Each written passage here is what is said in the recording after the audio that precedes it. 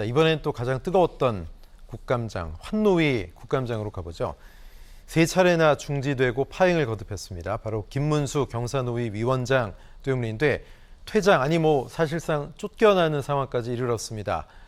이렇게 된 데는 중심에 김문수 위원장이 발언이 있었습니다.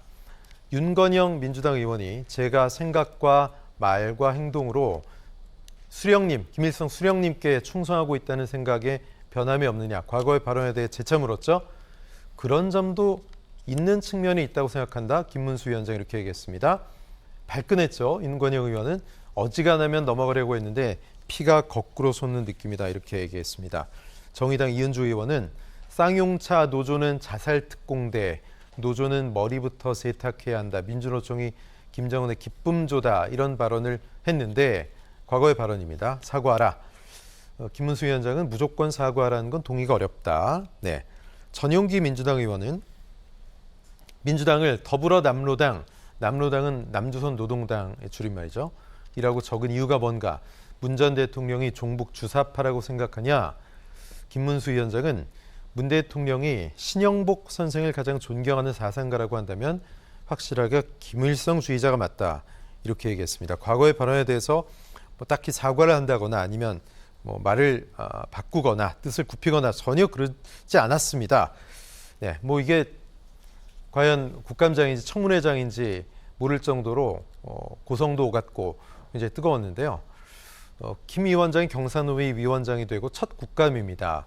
이렇게 나선 이유가 어떤 이유가 있을까 궁금한데 김대현 평론가 어떻게 보셨습니까? 자, 우선은 예를 들어서 지금 문제 제기를 했던 과거 발언에 대한 문제 제기를 했던 윤건영, 이은주, 전용기 민주당이나 정의당 국회의원들이신데 과거 발언에 대한 검증을 하는 데 있어서 본인들은 그럼 자유로울 수 있을까? 이 부분에 대해서 본인들도 한번 성찰이 필요할 것 같고, 그리고 무엇보다 국정감사는 경제사회노동위와 관련된 사안에 대해서 국정감사를 하는 것이지 지금처럼 과거 발언 검증하는 자리는 아니다. 네. 자, 그렇기 때문에 현안이 아닌 격가지를 가지고 사실은 또 이것도 공방이 이어진 경우라고 볼 수 있습니다. 물론 김문수 위원장이 과거 했던 발언이 부적절한 측면이 없지 않아 있습니다. 그렇기 때문에 부적절한 측면, 사적 대화에서나 오갈 수 있는 내용에 대해서 본인이 유감 표명 정도를 했으면 어땠을까 하는 아쉬움이 좀 남습니다. 자, 그리고 또 한 가지, 문재인 전 대통령과 관련돼서 좀 과도하게 표현을 했지 않습니까? 공산주의자다, 아니면 김일성주의자다 이렇게 얘기를 하는 것 같은데, 그런데 이건 좀 제가 볼 때 잘못된 표현 같습니다. 신영복이라고 하는 사람이 과거의 공안 사건에 연루돼서 20년 동안 복역을 한 사안과 그리고 문재인 전 대통령이 그 신영복을 좋아하거나 하는 이유가 동일하지 않을 수 있기 때문에 A는 B고 B는 C니까 결국 A가 C다라고 얘기하는 이런 논리의 일반화의 오류를 정확히 범한 겁니다. 그래서 이런 부분들은 김문수 위원장이 그냥 인정하면 돼요. 내가 말실수했다. 그리고 문제 제기를 하려고 한다면 과도한 반공주의적인 어떤 기치나 공세를 하는 것이 아니라 지난 정권이 북한 눈치 보기를 했다.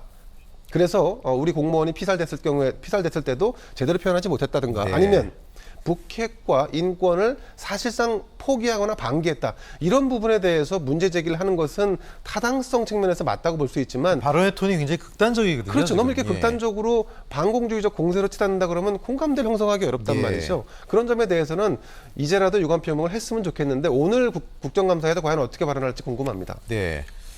결국은 나오면서 좀 고개를 숙였습니다만 근데 또 오늘 아침 인터뷰에선 여전히 다른 말을 했습니다. 한 라디오 프로그램 인터뷰였는데요. 김현정의 뉴스쇼였죠. 2019년 역시 진행자가 과거 발언들을 좀 물어봤습니다. 자유한국당 토론회에서 문재인은 총살감이다. 총살감이란 근거가 뭐냐 물으니까 우리나라엔 총살제도가 없지 않습니까? 군법 외엔 없어요. 그런 건 광장에서 사람들이 흥분해서 이야기하다 보면 그런 이야기를 할 수 있다. 문 전 대통령은 역사의 심판을 받을 거다. 이런 얘기를 했습니다. 사실 저희 제작진이 김문수 위원장 관련된 내용들 쭉 팩트체크를 하고 취재를 하면서 내용을 좀 구성을 하다 보니 좀 고민도 많고 어떻게 하면 또 잘못 전달하지는 않을까, 제대로 전달할까 이런 또 중립을 유지할까 걱정도 했는데 참 오늘 아침에 인터뷰에서는 적어도 어제 그렇게 논란이 됐으면 좀 톤을 다운하고 좀 자중을 하고 관련돼서 좀 숙이는 모습을 보였으면 어땠을까 했는데 결국은 그 진행자와 거의 싸우다시피 했거든요. 예, 대답도 제대로 안 하고요. 교수님 어떻게 보셨습니까? 뭐 저는 김문수 위원장, 그러니까 경산노위 위원장에 앉힐 때부터 네. 이건 예견된 사태다. 윤석열 대통령이 이럴 줄 모르고 임명했겠냐. 결국은 국회를 그리고 대야 관계를 파행으로 가기 위해서 이거는 뭐 일부러 고른 거다 이렇게 해석할 수밖에 없습니다. 네. 전직 대통령 그리고 현직 국회의원을 좌익 용공 세력으로 규정합니다. 그러면 적이에요. 적이라고 하는 사람들과 같이 국정을 논의할 수 있겠습니까? 그런 시각 자체가 없는 분을 경사노위의 전신은 노사정 대타협위원회예요. 네. 노사정 대타협이라고 하는 건 말 그대로 이해관계가 다르지만 뭔가 대화와 타협을 통해서 국익의 어떤 최선 그리고 국민의 행복을 추구하는 그런 단체입니다. 예. 그런데 김문수 위원장은 오늘 그런 발언들 통해서 보여주듯이 대타협은 고사하고 대화조차 안 되는 인물입니다. 상대방을 인정하지 않는 사람이 어떻게 대화를 할 수 있습니까? 자, 그런데 이런 분을 앉혔다. 그것도 경사노위 위원장에 앉혔다라고 하는 것은 한마디로 대화하지 않겠다라고 하는 얘기의 다름 아니다. 당장 인사 처리해야 된다고 봅니다. 예. 왜 그러냐? 윤석열 대통령의 그 지지율 하락의 주된 요인이 얼마 전까지 인사 문제였습니다.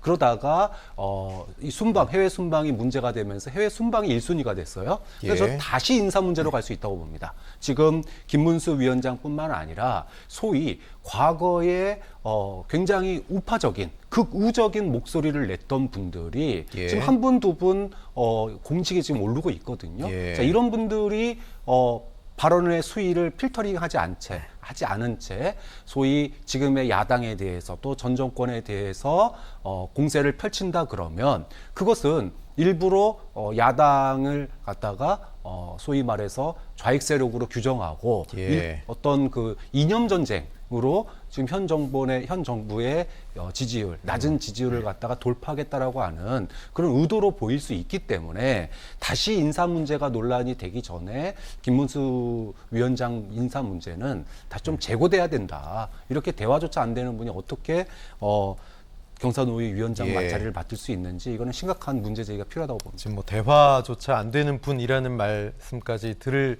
상황이 지금 됐는데 사실 과거에 김문수 위원장은 뭐 여러분도 아시겠지만 온몸으로 노동운동을 한 노동운동가 1세되고 또 국회에 들어와서 3선 의원을 했고 또 재선 경기지사까지 하고 그때까지만 해도 굉장히 보수 세력 중에서도 진보를 아우를 수 있는 그런 합리적인 인물이라는 평을 받았는데 최근에 어떤 극우 관련된 행동과 발언 이런 것들이 있고 난 뒤에 행보여서 더 이 경사노위 위원장 인선에 좀 우려가 갔던 것이 사실인데 자 민주당에서는 화가 단단히 났습니다. 국회 모욕죄 고발도 한다고 하는데 어떻게 할까요?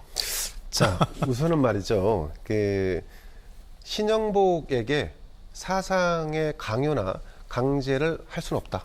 이건 뭐 대전제입니다. 사상의 자유라는 것이 있으니까. 예.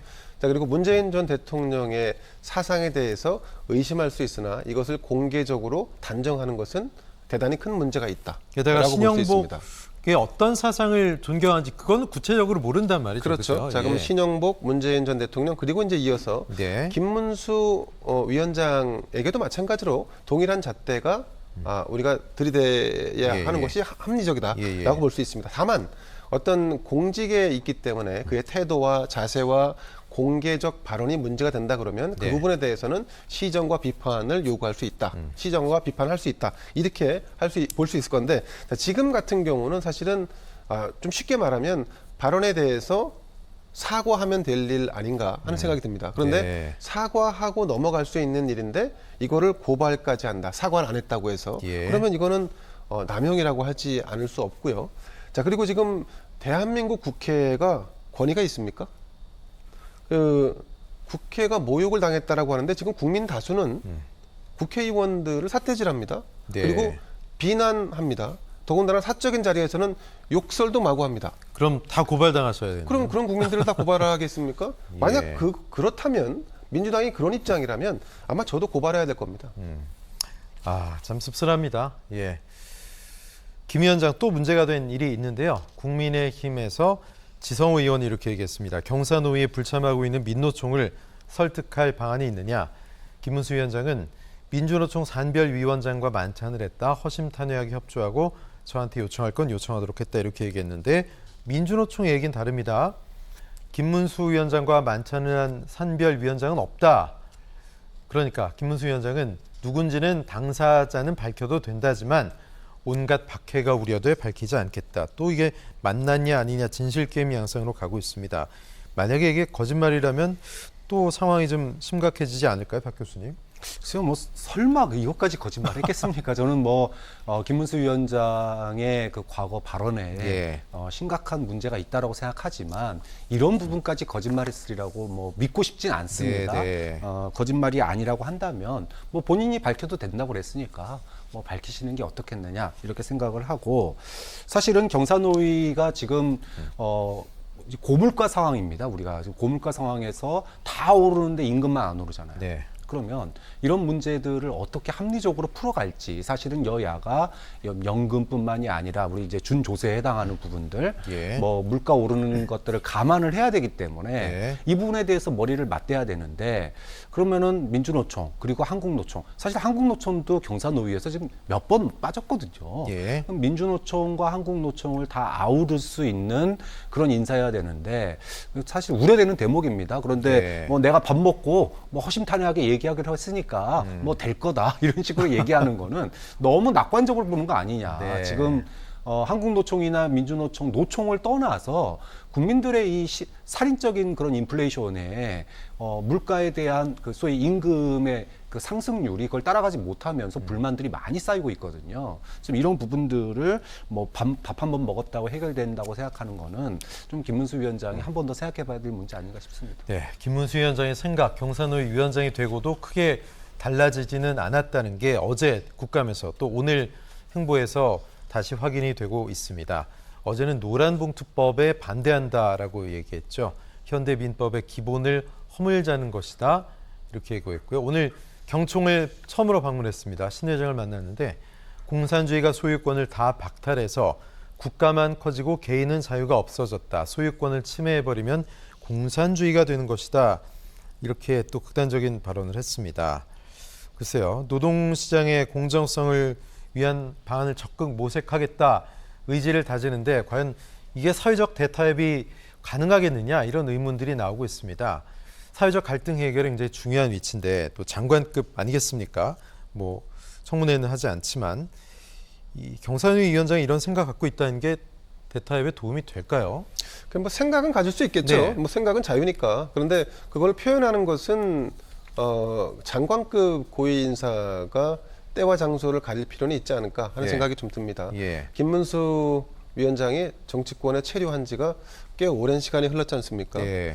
그 오랜 시간이 흐르는 동안 뭔가 체화되고 느꼈던 바들이 아마 이렇게 뭐 계속해서 발언으로 드러나는 것 같은데 그런 부분들이 좀 불편함을 느끼는 분들이 많아지고 있는 부분에 대해서 본인이 좀 느꼈으면 좋겠다는 생각이 들고요. 네. 자, 노사정 대타협이라고 하는 것은 궁극적으로 기업하기 좋은 사회, 국가 또 노동자가 어떤 권익과 어떤 살기 좋은 또 보다 나은 환경에서 일할 수 있는 조건을 만들 수 있는 그런 사회를 만들자고 하는 그런 대타협의 구조를 짜자. 그래서 그 대타협의 구조 안에서 논의하고 대안을 만들고 또 문제가 생기면 해결책을 모색하고 하는 예. 것을 하자는 자리이다 보니까 사실은 김문수 위원장이 가지고 있는 자신의 생각과 원칙보다는 노사정의 위원장으로서 그 위원장직을 수행하는 데 있어서 지금 필요한 타협의 어떤 뭐 전제랄까 배경이랄까 기준들 뭐 이런 조건들 이런 것에 더 신경을 많이 써야 되는 그런 상황이 네. 아닐까 싶습니다. 네, 알겠습니다. 두 분과는 말씀 여기까지 나누겠습니다. 김대현 평론가님, 박창환 교수님 고맙습니다.